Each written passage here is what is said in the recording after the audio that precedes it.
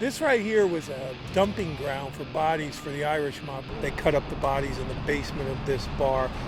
A rival Chinese gang opened fire with automatic gunfire. Chinatown was a perilous place. His body lay in the tub in the apartment for a few days. The owner of this shop was shot in the head by an assassin in the middle of the afternoon until they decided to throw it out the window, and he landed on a parked car here on 10th Avenue. And that's when the neighborhood became known as Hell's Kitchen, a neighborhood where dead bodies literally fall out of the sky.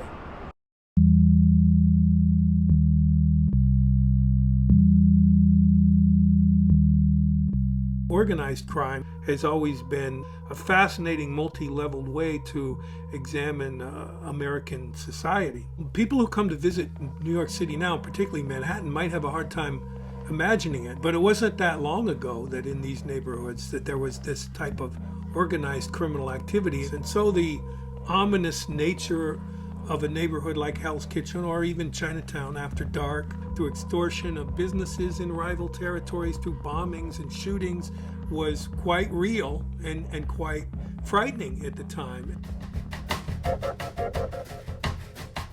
You're talking with people who are killers, people who have engaged in crime, but the key is to be able to talk to someone like this without judgment. Then you have another obligation as the writer and as a journalist, is to make sure that you're not being played. That the bigger challenge is finding a way of telling the story that's particularly vivid to the reader, that will bring the reader into the life of the characters who live the story on a daily basis.